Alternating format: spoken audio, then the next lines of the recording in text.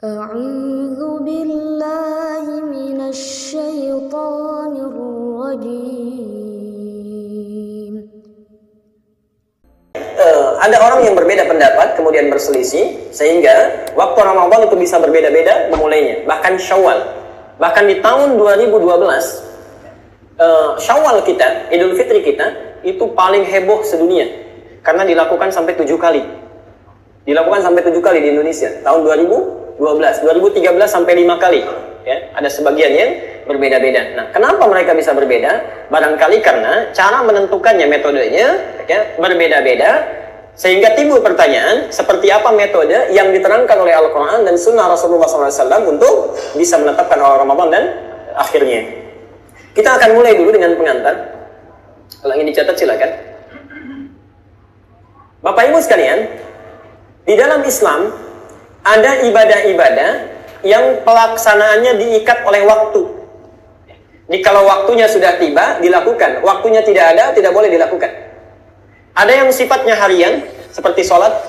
Sifatnya harian, seperti sholat ya. Sholat misalnya, tiba waktu zuhur, sholat zuhur. Kalau belum tiba, nggak boleh sholat zuhur. Misal zuhur 11.54, kita sholat zuhur misalnya 11.30, nah itu tidak sah ibadahnya. Jadi ada waktu harian, ada waktu pekanan, mingguan, seperti misalnya Jumat ya. Nah, Bapak ingin menunaikan sholat Jumat, lakukan di hari Jumat dan waktunya pas pada waktu tertentu.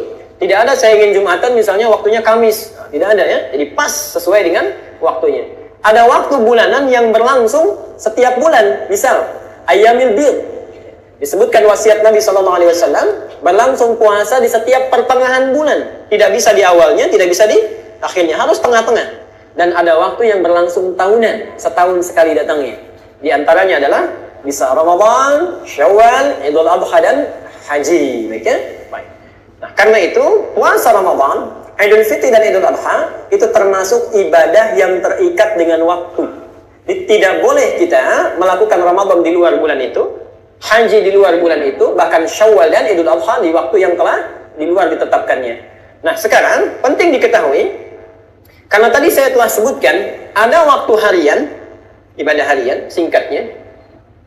Ada waktu bulanan menjelang tahunan. Ada hari, ada waktu bulanan. Untuk menetapkan ibadah harian, maka Quran memberikan isyarat, gunakanlah peredaran matahari untuk menjadi patokan. Ya. Karena fungsi beredarnya matahari itu, dalam rotasi mataharinya, ya, setiap 24 jam menunjukkan kepada kita perubahan-perubahan waktu harian. Ya. Jadi kalau kita ingin melihat waktu ibadah harian, patokannya apa? Peredaran matahari. Bisa dilihat, saya sudah sebutkan dalilnya diantaranya di sini. Oke. Tapi kalau kita ingin menentukan ibadah siklus bulanan atau tahunan, yang digunakan bukan matahari tapi bulan. Nah, di sini kita akan lihat fase-fase perubahan bulan. Fase-fase perubahan bulan. Jadi bukan bulannya tapi fase-fase perubahan bulan. Secara umum suka disingkat dengan bulan. Salat, bagaimana cara kita menentukan salat? Untuk tahu itu dibuat jadwal ya. Dengan jadwal itu caranya berdasar peredaran matahari, tidak menggunakan bulan. Keliru kalau kita salat menggunakan bulan. Jelas sampai di sini dulu? Baik, nah. Sekarang dulu. Kita bisa lihat, saya telah sampaikan di sini dalilnya. Peredaran matahari misalnya, untuk menentukan itu, misal, puasa itu siklus bulanan, tahunan, atau harian? Tahunan. Jadi awal puasanya mesti menggunakan patokan apa? Bulan, bukan matahari. Tapi kalau sudah dijalani, hariannya menjadi siklus apa?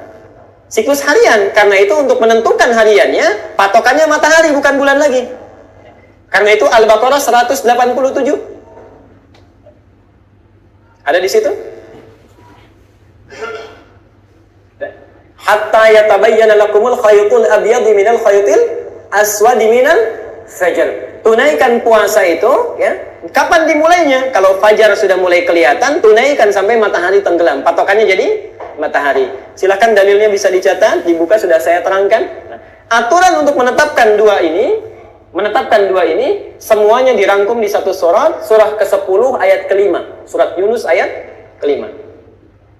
Perhatikan di sini. Huwallazi ja'ala asy-syamsa diya'an Kalimatnya dia. Dialah Allah yang telah menjadikan matahari bersinar. Perhatikan bedanya kalimat Quran. Wal qamara nuran. Sedangkan bulan memantulkan cahaya. Wal qamara nuran. Ini hebatnya Qurannya. Matahari bercahaya, bersinar. Bulan memantulkan cahaya. Bulan punya cahaya tidak? Tidak. Ini salah satu mukjizat Al-Quran secara ilmiah. Wa qaddarahu manazila. Perhatikan, ini langsung menunjuk kepada peran bulan. Langsung menunjuk pada peran bulan. Dan Allah telah menetapkan bagi bulan ini orbit-orbitnya, peredarannya terletak pada orbitnya. Dia berotasi, ini bumi, ini bulan, kita sudah tahu ya. Ketika bumi itu berputar, bulan pun berputar mengelilingi bumi ya. Baik. Manazila lita'lamu adadas sinina wal hisab.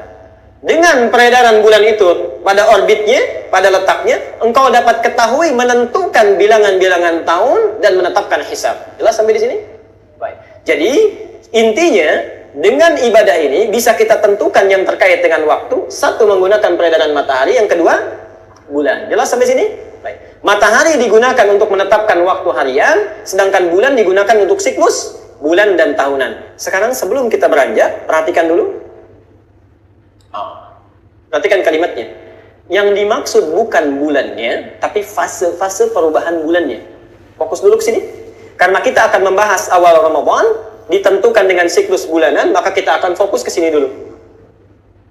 Bulan di dalam Quran, termasuk dalam istilah bahasa Arab, itu punya 3 nama, punya 3 istilah. Satu, disebut dengan qamar.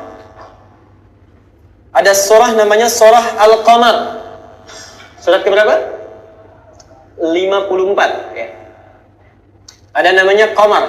Qamar itu fisiknya, wujudnya, bulannya. Yang kedua, badrun. Itu bulan dengan cahaya purnamanya. Kalau cahayanya sudah demikian terang, pertengahan bulan itu, maka disebut dengan badrun. Warnanya putih sekali, saking putihnya disebut dengan bildun. Dari sini muncul puasa ayyamil bild. Jelas ya? Yang kedua, badrun. Yang ketiga, disebut dengan ahillatun. Ahillatun. Ini ada di Al-Baqarah 189. Fase perubahannya. Ibu bapak kan suka lihat ya, bulan itu tiba-tiba sabit. Kan? Kemudian bisa menjadi agak menengah bentuknya ya. Tiba-tiba agak mau penuh. Kemudian jadi purnama begitu selanjutnya. Nah, setiap perubahan ini semua fasenya disebut dengan ahillah. Bentuk tunggal dari ahillah, mufradnya disebut dengan hilal. Bentuk jamaknya ahillah, bentuk tunggalnya disebut dengan hilal. Jadi yang dimaksud dengan hilal adalah fase dari perubahan bulan sehingga nanti membentuk purnama, begitu sebaliknya sampai hilang kembali. Jelas sampai sini? Dan ini nanti akan menjadi fokus kita. Sekarang, bagaimana cara kita menetapkan awal Ramadan sehingga tahu kita bahwa saat ini kita harus berpuasa atau keesokannya? Maka Nabi SAW memberikan gambaran kepada kita, menerangkan kandungan Al-Quran bahwa ada 2 metode yang disepakati nanti oleh ulama. Kemudian ada 2 metode untuk menentukan awal Ramadan itu, termasuk Syawal dan Idul Adha. Yang pertama dikenal dengan ru'yat. Ru'yatun sudah kita lihat. Tulisan Arabnya ra, kemudian ada huruf waw di atasnya hamzah ya dan ta marbutah. Ru'yat. Oke. Yang kedua, dikenal dengan hisab. Ada ru'yat, ada hisab. Awas, nanti ada hisab, ada muhasabah, itu lain waktu saja kita bahas ya. Satu ru'yat adalah menetapkan awal Ramadan, nanti kita bahas terperinci. Menetapkan awal Ramadan dengan cara melakukan pengamatan. Dengan cara melakukan pengamatan langsung dengan mata kepala kita, okay? Melakukan pengamatan langsung dengan mata kepala kita, melihat awal fase bulan pertama yang muncul. Awal fase bulan pertama yang muncul setelah terbenam matahari. Di pelan-pelan ya, nanti saya rincikan. Satu dinamakan apa tadi? Ru'yah. Kedua, hisab.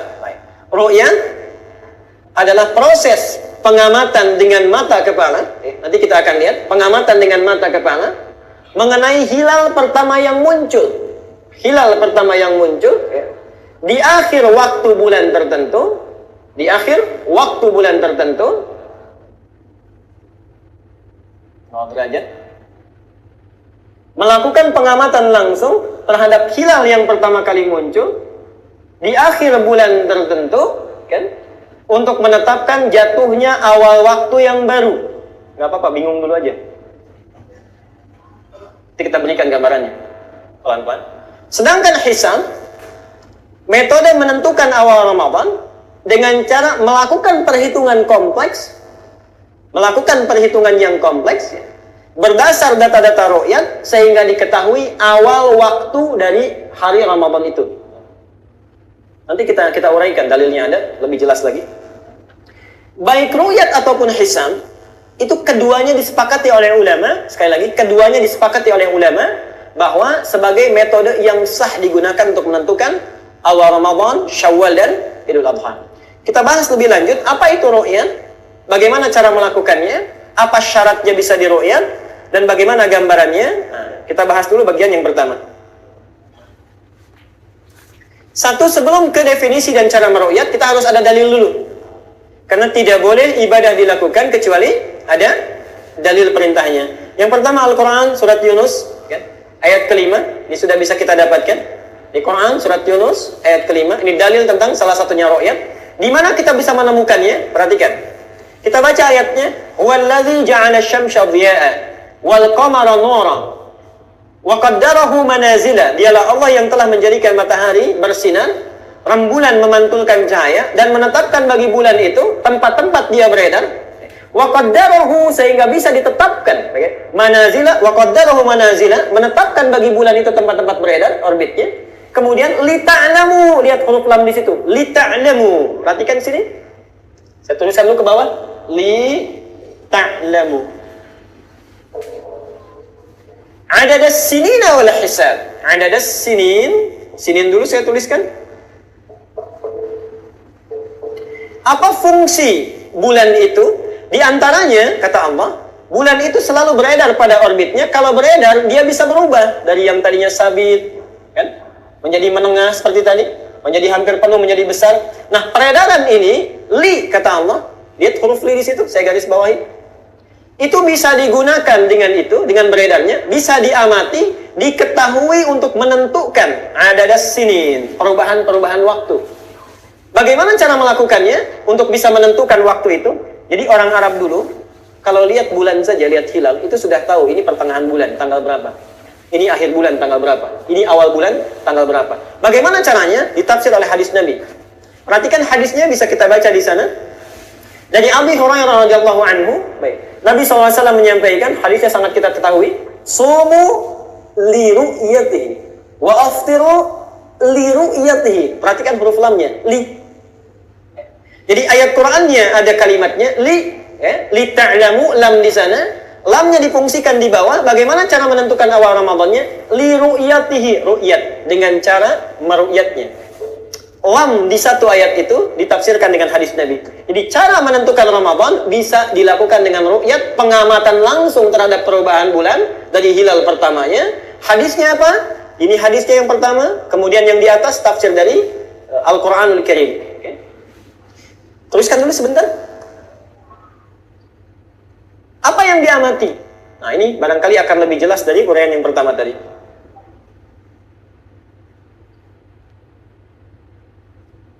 Bapak Ibu sekalian, yang kita amati saat akan menentukan awal bulan Ramadan itu sekali lagi bukan bulan, bukan Badar yang purnama, tapi ahillatun, fase-fase perubahan bulan. Nah, fase-fase perubahan bulan yang kita amati, pelan-pelan dulu. Fase-fase perubahan bulan yang kita amati itu harus kita pahami akan berlangsung dalam beberapa keadaan. Satu, oke, lihat dulu ini sebentar yang paling bawah.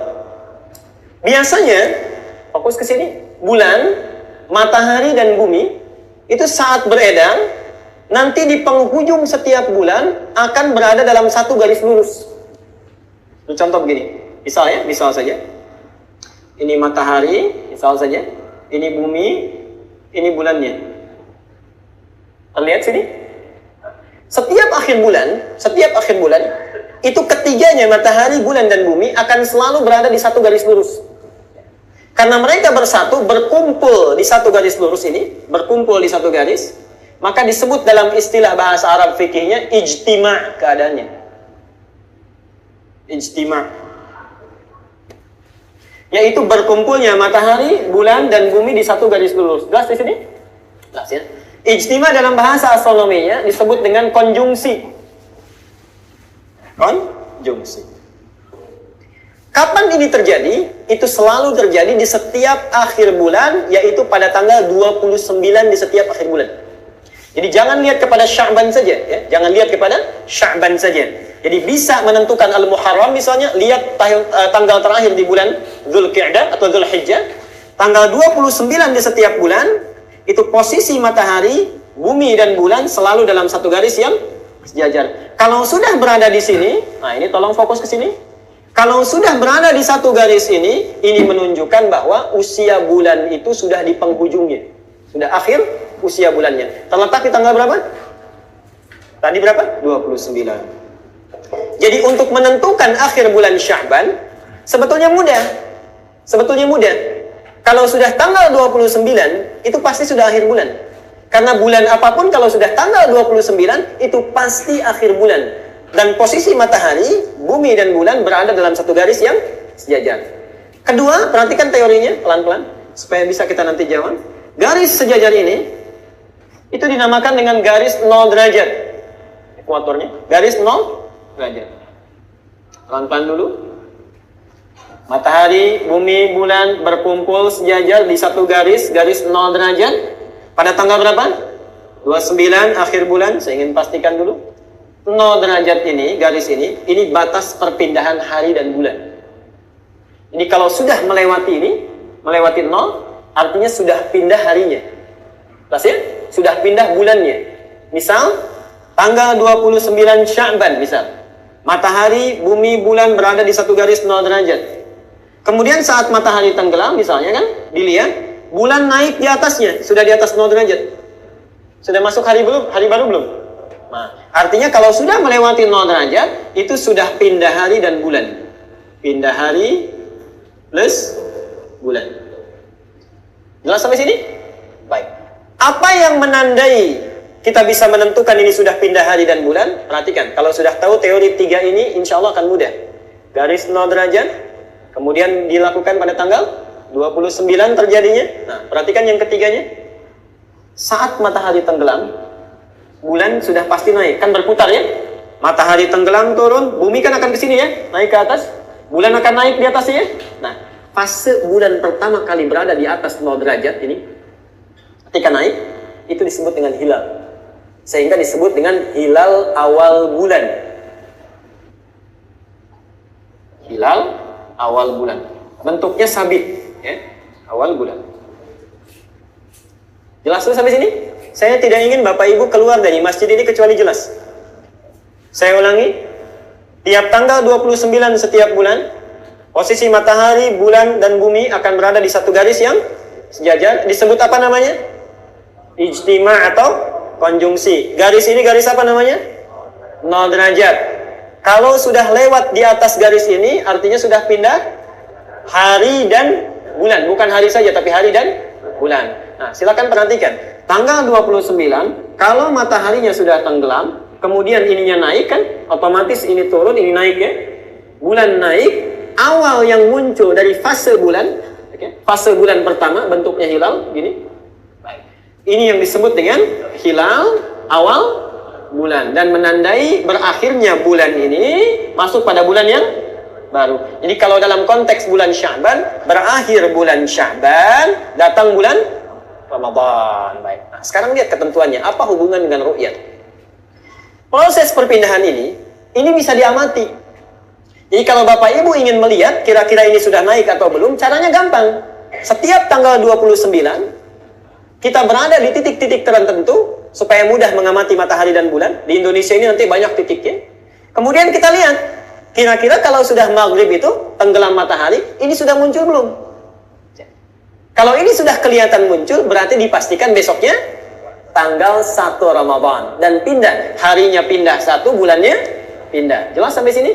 Baik. Karena itu hadis Nabi menyampaikan, sumu li ru'yati, fa'aftiru li ru'yati. Silakan kau awali puasa dengan melihat itu, pastikan terlihat. Kemudian berbuka juga dengan melihat, kan? Fa in ghumma 'alaikum fa aqbilu 'iddata sya'bana 30 yauman. Nah, sekarang masuk kepada caranya. Sudah jelas di situ?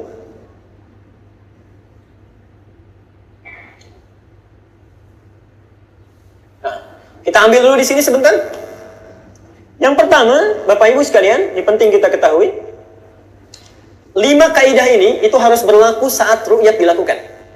Tidak mungkin ru'yat bisa berlaku kecuali memperhatikan 5 kaidah ini. Oke. Ini yang standar, yang umum. 1, menyiapkan proses pengamatan pada tanggal 29. Jadi tidak mungkin ru'yat terjadi di tanggal 28 atau tanggal 30. Harus tanggal 29. Jelas sampai sini? Baiknya, karena itu akhir bulan. Yang kedua, memastikan cerahnya cuaca yang tak terhalang awan saat penglihatan. Jadi jangan ada kejadian-kejadian alam yang bisa menghalangi penglihatan kita. Karena kalau sudah terhalang, pasti tidak akan terlihat. Ya. Pasti tidak akan terlihat. Teruskan dulu. Yang ketiga, melakukan pengamatan. Kalau dulu Rasulullah pakai mata telanjang, tidak pakai apa-apa ya, tidak pakai alat. Sekarang sudah ada alat yang canggih, ada teropong dan sebagainya. Yang keempat, melakukan penggenapan jumlah bulan Sya'ban bila hilal tak nampak dalam ru'yat. Ini teori keempat, langsung di hadisnya. Fa in ghumma 'alaikum fa aqbilu 'iddata sya'bana 30 yauman. Perhatikan ke sini sebentar sebelum ke nomor 5. Jadi kalau tadi kita lihat ke sini, kemudian terhalang ini, tidak kelihatan hilalnya, tidak kelihatan, tak nampak setelah kita lihat, maka rumusnya besoknya belum jatuh hari baru dan bulan baru, tapi Sya'ban digenapkan menjadi berapa? 30 hari. Jelas sampai sini? Baik ya. Jadi itu teori yang keempat, dilihat tidak kelihatan, genapkan Sya'ban sampai tanggal 30. Dan itu belum bisa dipastikan. Jadi tidak ada kalender ru'yat. Jadi kita belum tahu sampai tanggal 30 atau 29 ya, kecuali menggunakan hisab. Ya. Jadi kalau ibu sudah ada di kalender misalnya sekarang tanggal Sya'ban jatuh sampai 30 hari. Nah, itu keliru kalendernya. Keliru kalendernya karena belum bisa meru'yat, bagaimana bisa memastikan? Oke? Baik. Teruskan dulu sebentar. Yang kelima, ini yang paling penting. Perhatikan betul. Umumnya, saya katakan umumnya. Umumnya hilal tidak dapat diru'yat kecuali ketinggiannya, kecuali ketinggiannya sudah 5 derajat di atas ufuk 0 derajat tadi. Ini garis ufuk, garis 0 derajat. Di hilal naik tidak akan mungkin kelihatan kecuali ketinggiannya berapa? 5 derajat. Ini sudah disepakati dalam pertemuan ahli astronom sedunia di Turki, ya, berlangsung tahun 1978 dan dipastikan sampai sekarang. Alhamdulillah ada salah satu pakar kita yang dari LAPAN, seorang profesor yang beliau bernama Thomas Jamaluddin. Beliau menyampaikan bisa dilihat, bisa kemungkinan dilihat sampai 4 derajat. Gak apa-apa lah kita ambil ya. Jadi batasnya 4 sampai 5 derajat. 4 atau 5 derajat. Ini yang kesepakatan pakar astronomi dunia. Ini saya ingin tanya dulu.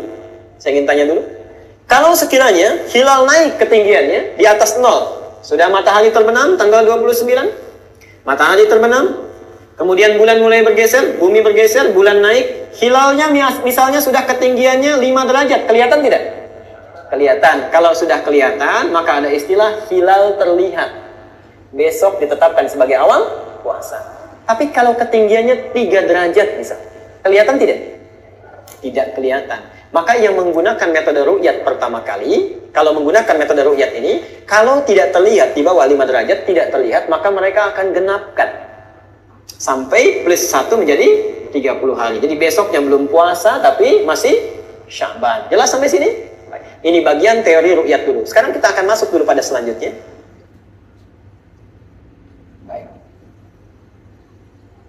Sekarang akan masuk pada hisab. Nanti kalau sudah tahu ini ru'yat, ini hisab, baru kemudian kita uraikan bagaimana cara di Indonesia ini menerapkan kedua-duanya. Satu dalilnya dulu, karena harus tahu dalil, tidak mungkin satu konsep dilakukan kecuali ada dalilnya. Ya, satu Quran surat Yunus sama ayatnya. Jadi antara ru'yat dengan hisab, Qurannya sama. Quran surat 10 ayat 5. Perhatikan. Kalau yang tadi ru'yat kan lamnya ya, li ta'lamu. Kalau hisab itu langsung disebut li ta'lamu adada sinin wal hisab. Ada? Bahkan menggunakan wawu. Wawu itu plus kalau dalam bahasa Arab. Jadi boleh kita gunakan peredaran bulan itu untuk menetapkan awal Ramadan dan Idul Fitri, Idul Adha. Satu, li dengan ru'yat tadi. Li ta'lamu adada sinin plus hisab. Boleh menggunakan hisab. Baik. Adakah dalilnya dari hadis Nabi sehingga mendukung tentang ini, pernyataan Quran ini? Ada. Saya sampaikan dua hadis, bahkan salah satunya Al-Bukhari, keduanya Muslim. Dua hadis terkuat. Satu Bukhari, yang kedua Muslim. Perhatikan kalimatnya dari Ibnu Umar radhiyallahu anhuma. Sami'tu Rasulullah sallallahu alaihi wasallam yaqul, saya mendengar Rasulullah SAW menyampaikan, "Idza ra'aitumuhu fasumu." Kalau kalian mampu melihatnya, maka puasalah. Jadi kalau kita bisa melihat hilal itu, menetapkan awalnya, silakan puasa. Kemudian fa'aftiru, dan silahkan juga berbuka, beridul fitr. Perhatikan ujung hadisnya. Fa in ghumma 'alaikum faqdurulah. Bukan genapkan lagi menjadi 30, tapi faqdurulah. Kalau terhalang kita untuk bisa melihatnya, rumusnya faqdurulah. Maka perkirakanlah, hitunglah. Apa yang dimaksud dengan qadara faqduru di sini? Para ulama menyampaikan, lihat para tabi'in, tidak usah ambil kita. Para tabi'in yang paling soleh, misal kita ambil Mutarrif bin Abdillah. Mutarrif bin Abdillah ini seorang tabi'in yang wafat tahun 95 Hijrah. 95 Hijrah ini dilahirkannya Imam Malik bin Anas. Jadi ketika beliau wafat, Mutarrif bin Abdillah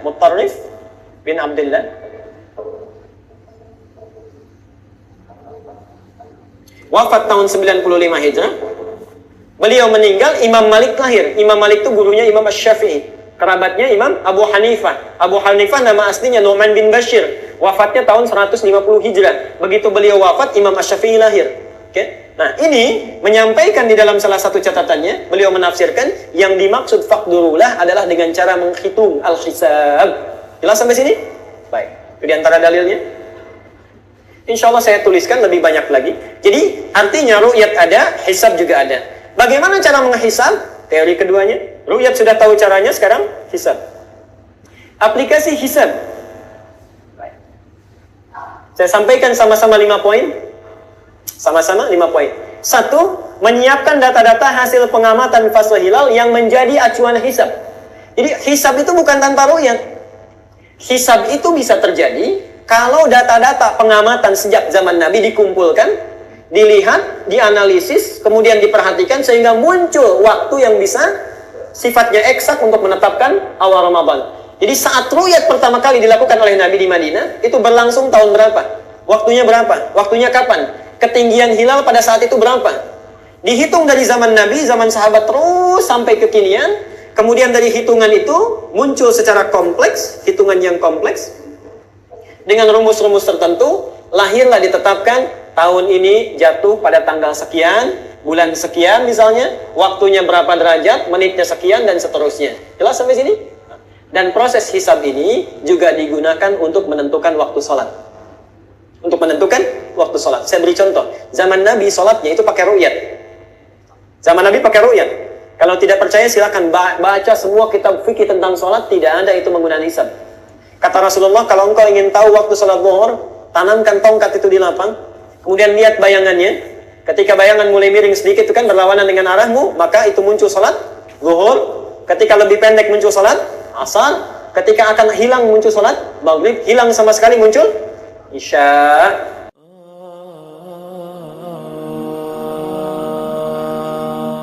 Sadaqallahul azim.